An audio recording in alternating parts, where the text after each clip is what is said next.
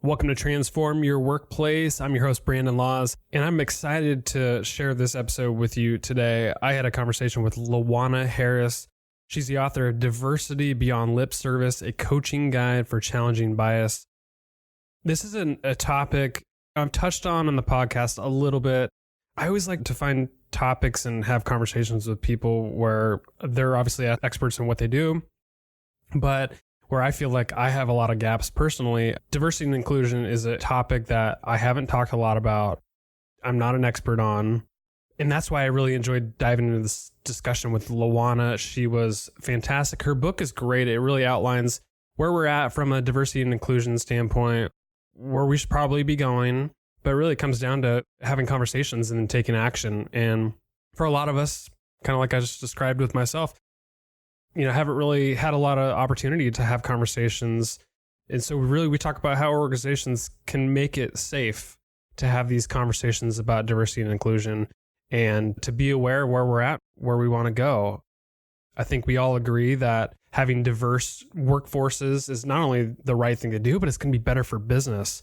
So I encourage you, for one, action items for you. Listen to this podcast. It gives you a really good overview of diversity and inclusion programs, Luanas' model, and I think gives you enough information to take some action. I encourage you to read her book because she outlines the model, the way she's defined it in her coaching programs, and you're going to learn a lot from it. Honestly, I love the book. I love the conversation even more. So enjoy the episode, and we'll talk to you next week.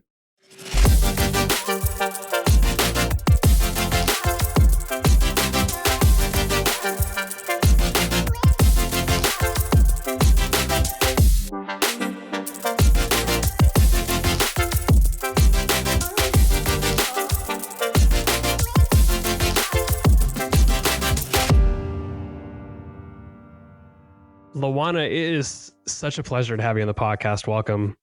Thank you so much. Thank you for having me. Yeah, you're welcome. So your book, Diversity Beyond Lip Service, a coaching guide for challenging bias. It's a great book. It's a great topic. Admittedly, I will be vulnerable for a second. So I'm not an expert in this area, which actually makes this more of an interesting discussion. I've done minimal training. I've read a few books on diversity, but probably like most people you talk to, I'm sort of living in this bubble and I haven't had a chance to have a lot of conversations about diversity and inclusion. So I'm hoping to use this time with you as you're coaching me and you're explaining to me like one of the people that you would interact with that just doesn't quite get it. Is that fair for this podcast? Yes, I will say first, the short answer is yes, it's fair. And I'll say, I bet you know a lot more than you give yourself credit for, because this is about human interaction and human diversity. So even though I'm very grateful to have written the book to share some of my experiences and what I hope to be some viable solutions, none of us has it all right. We're all learning and evolving together. So yeah, I give yourself a little more credit. Okay, I appreciate that. So let's look at this like holistically, this diversity and inclusion topic, this conversation. Why aren't we further along when it comes to these types of conversations and even programs when we look at all organizations? Yeah, that's a great question. And the thing is, there's no one answer to that. One that I like to explore and to take a deeper look at is the dynamic of power differential. And when we talk about diversity and inclusion, we tend to find a superficial layer of engagement around maybe hiring more women, hiring more people of color or people with disability, LGBTQ. It tends to focus on that representation piece of diversity and not so much on the inclusion. And when we talk about inclusion, that means folks not only have to be hired, they have to have a chance to grow, to be promoted, to develop, to enter some of the key positions in an organization.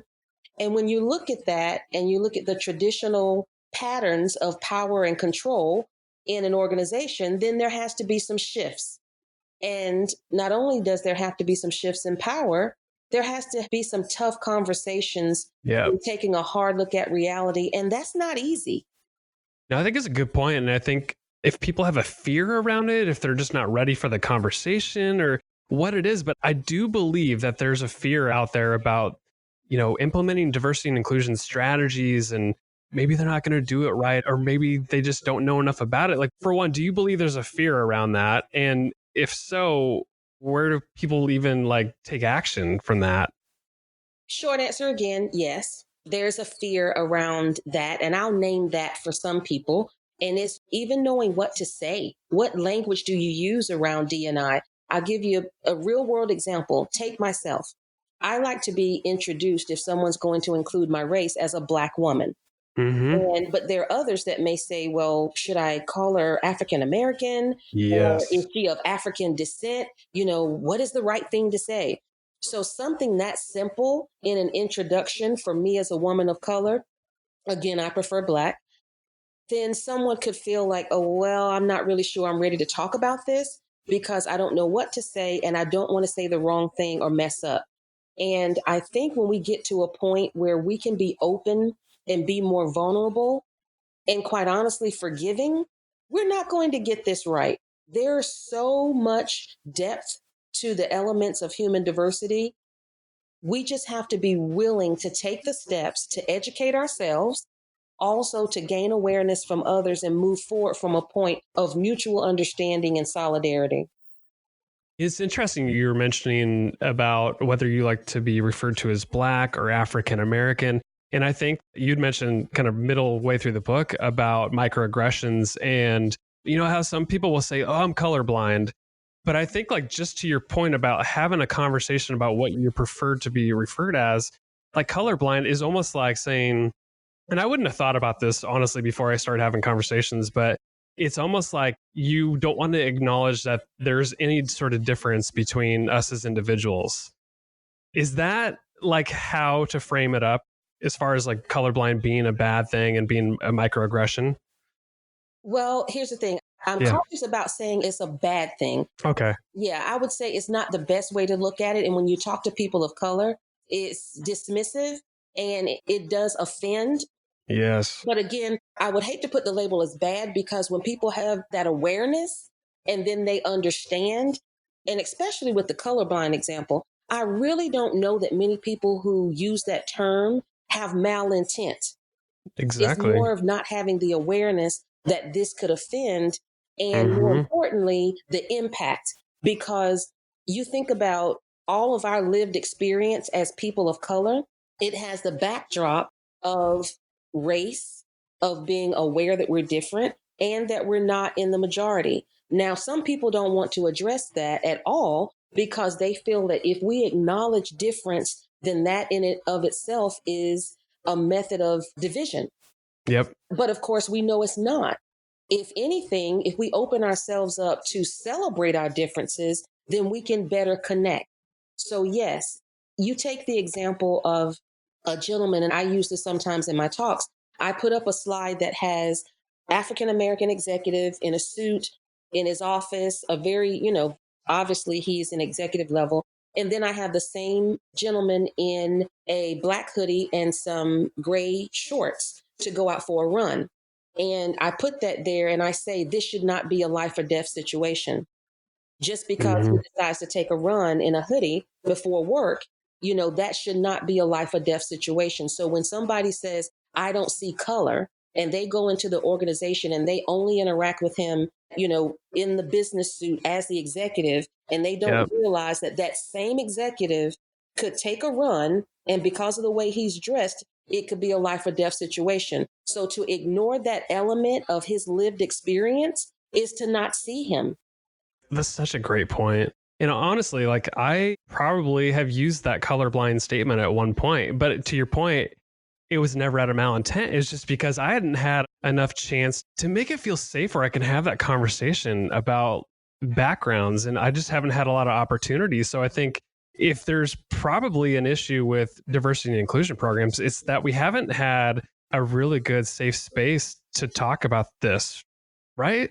I so agree. And I will say it's not for a lack of trying on behalf of Mm-hmm. some organizations, not all. There are some who don't want to touch it with a 10-foot pole. Yeah. So They default to, really focusing on gender as the bulk of their activity in the DNI space because they feel that that's more, using air quotes here, safe. And Yep. trust me, as a woman, I definitely would not say that it's not, any of the aspects of diversity are any less important than the other. However, we want to succeed across all aspects of diversity. And to your point, sure, there are conversations happening. Whether or not employees feel safe enough to truly get to the levels that bring about behavioral change is the question that I pose. Because I don't know many organizations these days that don't have some form of ERG, Employee Resource Group, or BRGs. We have numerous acronyms, business resource groups. So there are conversations happening. The question is, are they at the level of really provoking change at a systemic level and at the behavioral level? And I don't know that we go there, going back to the point of folks may not know how. Yeah. It was interesting. I had a meeting this morning with a colleague and I had your book sitting down on my table and I was like, hey, I got this interview later on. And she looked at the title and pointed right at the word lip service on the title, Diversity Beyond Lip Service. She's like, this is exactly what's wrong with diversity programs.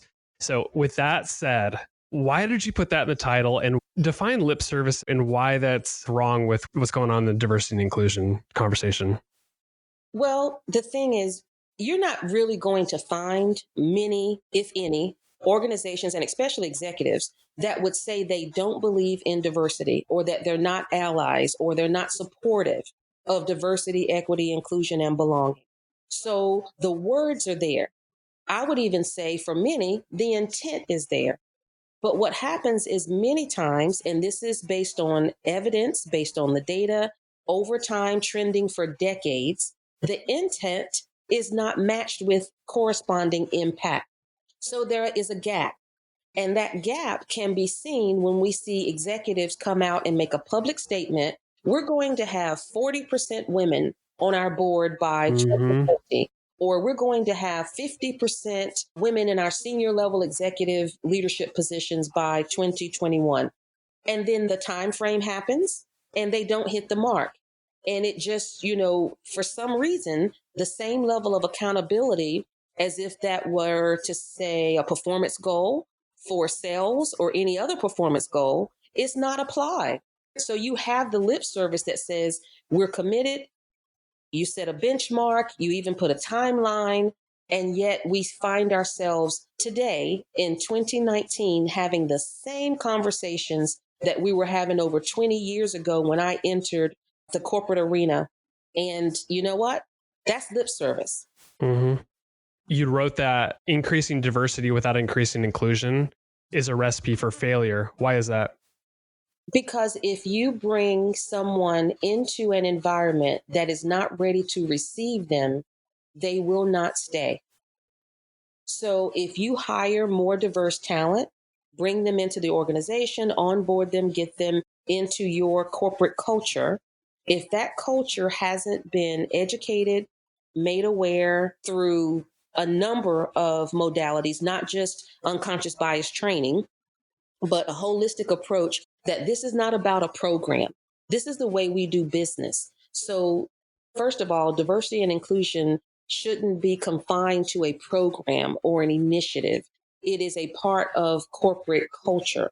If it's not embedded in that culture, I could give you an example of what may happen, and I've seen happen many times.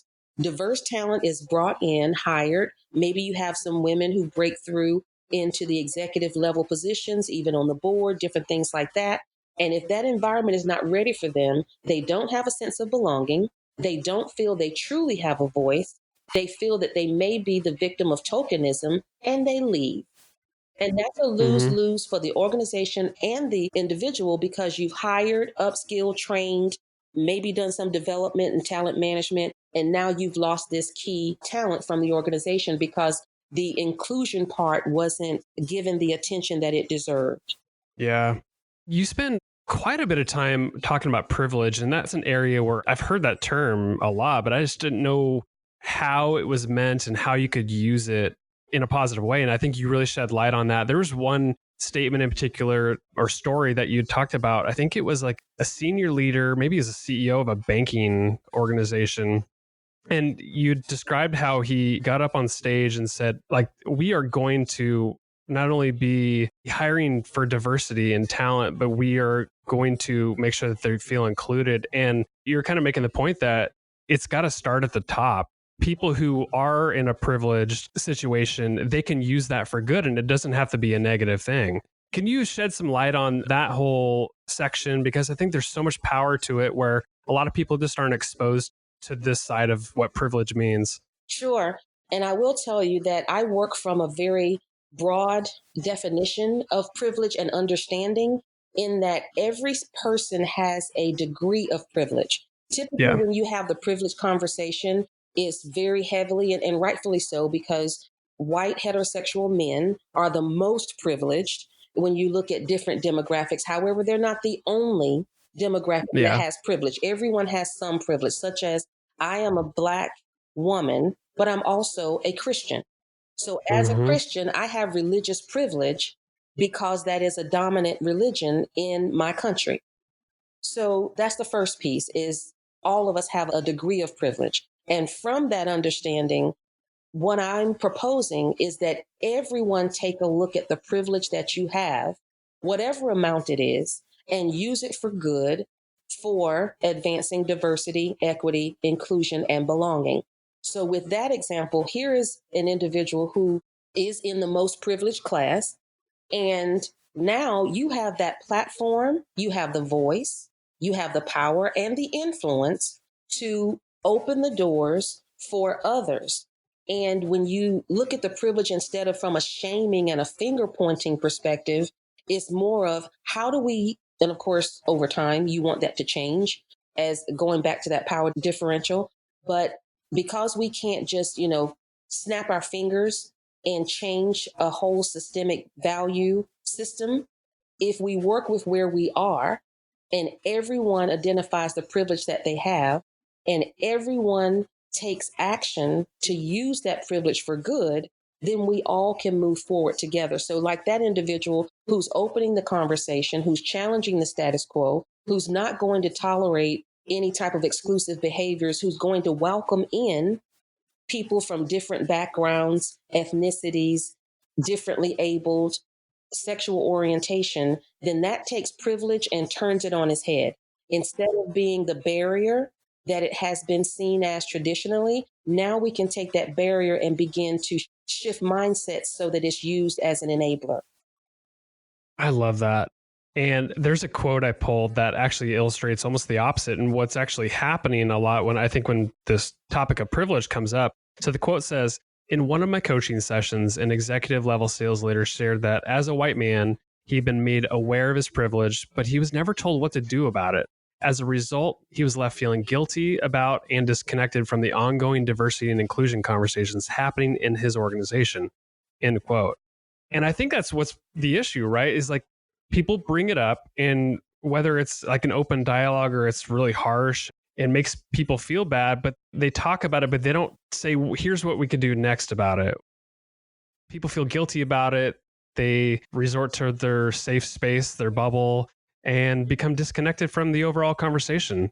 What do you think about that?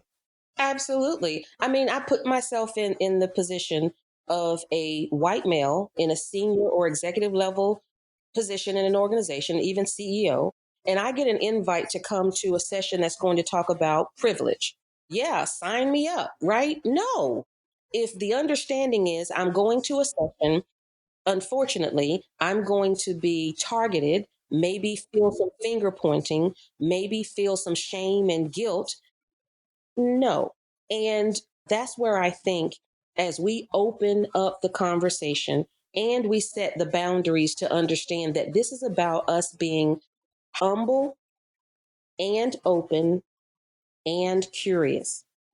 When we do that, then we can invite white men into the conversation, which is something that I really encourage, to make sure that we don't expect white men to be out on the fringe as executive sponsors, as, in this, again, operating on the fringe, but not fully engaging. And MARC, They do a great job with some of their men advocating real change. They do some good work within that arena.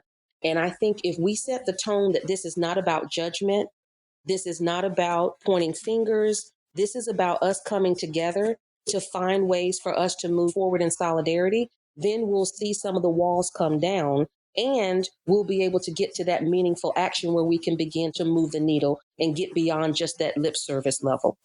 Yeah. So if we get to the point where comfortable talking about it, open up the dialogue, everybody's involved, what do we do about unconscious bias? Because I feel like, it's unconscious for a reason. We're not really aware it's there, but it affects our hiring practices, the way we recruit, all of that. How do we overcome it when we're not really aware of it? Yeah. Well, we don't get rid of it. That's one thing. So we'll Sure. never get rid of all bias. But what we can do is we can build in some practices. We can identify our blind spots, and there's some assessments. There's a number of activities. I have a self-assessment and, included with the book and some of the materials I built around that with the workbook and things. There's others out there that are, great. And so number one is to educate yourself, know yourself. And that's why I'm introducing what I feel is a powerful coaching practice, even at the intersection of professional coaching and D&I, because a lot of times we are trying to educate and have a knowledge transfer about unconscious bias. You have bias, we all have bias. Here's how it plays out, those kinds of things. But in my feedback and research, folks leave those trainings wondering, what do I do now? I get it. I have bias. They take the implicit association test, the Harvard test that's out there online. They do all those kinds of things, but they're still left with a void of what to do with this new awareness. And that's where I introduce inclusion coaching, because it gives individuals a chance to go inside and realize what's going on in me. How do I process diversity and inclusion? How do I process inclusive behaviors, microaggressions, gaslighting, all these different things that apply to this D&I arena? Where am I in this? And after individuals get a real sense of where they are beneath that superficial piece of, yes, we should all, embrace D&I, but really get underneath for some of the pieces that may be honestly a little ugly and we may not want to own. But when we get to that level of radical truth for self, then we can begin to look at now layering on, how do I need to better adapt and connect with others? Where are some of my blind spots? So using coaching, it helps us go to the level of values, motivations. And by doing that, you get past someone who's simply complying because the company has made this mandate that we have to increase diversity and inclusion. Your book describes a model that you created for bringing structure to the inclusion process. We didn't talk about it because I wanted to cover the why behind it all and kind of the current status. If you would, though, maybe hit some quick points on the commit model. I really think people should get your book because it is a blueprint for how to bring this model to the organization. But maybe just describe what it stands for and how people can use it. Sure. So going back to that fundamental question of how to move beyond lip service, because organizations are saying the right thing, but again, the intent is not matching the impact. So I created Commit based on my own personal experience as a Black woman, both in my personal as well as corporate experience, and then all the stories of folks that I had coached, mentored, even some of them reported to me when I was a business leader at large multinational organizations. And taking all of that, I wanted to introduce a simple, universal practices around inclusion in something that's memorable and actionable. And that's what Commit is, because many times what we see when the intent is not matching up with the impact, there is a lack of commitment at some level. And that's why it's called Commit. And in that model, I just give 6 universal behaviors that can be used globally, and it helps bring a memorable framework that can be used to create a common language around D&I. But also, to your point of where do we get started, it gives organizations, individuals, and teams a framework to get started with this, to get everyone level set with that ground level knowledge, and then you can build from there. That's fantastic. And again, I want to encourage listeners to go get the book because you're going to get, every chapter is dedicated to those 6 areas. So it's beautiful. Luana, I wanted to ask you, so you ended the book with a really powerful section about how you've been treated in your professional career over the years, being a Black woman. Why'd you decide to end the book that way? Because it felt to me like that was so powerful, and my heart just kind of broke in hearing this, because I don't hear stories like that all the time. It almost felt like leading with it would have been really impactful, but I don't know. Did you go through that thought process of like, do I want to even put this in there? And where do I put it? I did. And I will tell you, maybe you should be a book editor, because that was the number one fight on this Oh, book. no. Yeah, it is. It was. That was the number one fight on this book, both from my publisher, Barrett Kohler, whom I love, but then also from the review editors, which included some from academia and different aspects. And so they wanted it up front. And I'll tell you, I fought hard on that. I didn't want it up front. And it's because one of my own experiences, I didn't want to come across as the angry Black woman. I get that. Yeah, that's a stereotype for women of color and specifically Black women. So I didn't want anyone to read that chapter and think, oh, this is going Here we go again. Here we go again. Yep. Here's another angry Black woman, airing all her griefs and things like that, because that's not what it's about. Yep. This is about saying, hey, number one, this is real. Number two, it is happening in your organizations. And if you don't see it, don't know it, it's because you don't want to. And all of that said, I'm still not here to throw stones and, build any walls or anything like that. I'm just saying it is real. Here's tangible experience that I lived. And come on, let's work together, because we can do this. I've also seen it done well. And when we give the intention and we really have purpose about what we're doing, we can do this. Yep. I love that. I love the way you frame that up. And I thought that was why you probably put that at the end, is that you wanted to come off as, here's the way I see it. I'm objective, looking at the facts. Here's how I've helped people. Here's what other people are doing. And then, by the way, here's my experience. And it's, it's all related to this. I think the way you did it was perfect. It makes a lot of sense. It's a really powerful story, and it's, disturbing in a lot of ways, but I think we can all learn from it. Yeah. We're not perfect. I think you put Google's diversity and inclusion statement, and one of the lines they had in there, which totally stuck out to me, is like, hey, we're not perfect. We're still working on this. It was something to that effect, but it's an iterative process. We're not going to be perfect. I'm not perfect. And that's why I'm very fortunate to have this conversation with you, because I know I could be better. And it just takes a lot of conversations like these. Absolutely. And none of us are perfect. Even if you hear folks who are, self-proclaimed D&I experts and all of that, trust me, we are all learning together. And the minute we think we have something figured out, it's going to change, because that's the nature of human diversity. So we just have to remain humble, with cultural humility and with curiosity. And we go forward trying to keep the betterment of all as our commonality. Luana Harris, thank you so much for coming on the podcast. I really enjoyed our conversation. Your book is Diversity Beyond Lip Service, a coaching guide for challenging bias. Where can people get the book? Where can people follow you and follow the work that you're doing? Sure. I'm online at Coach Luana for Twitter and Instagram.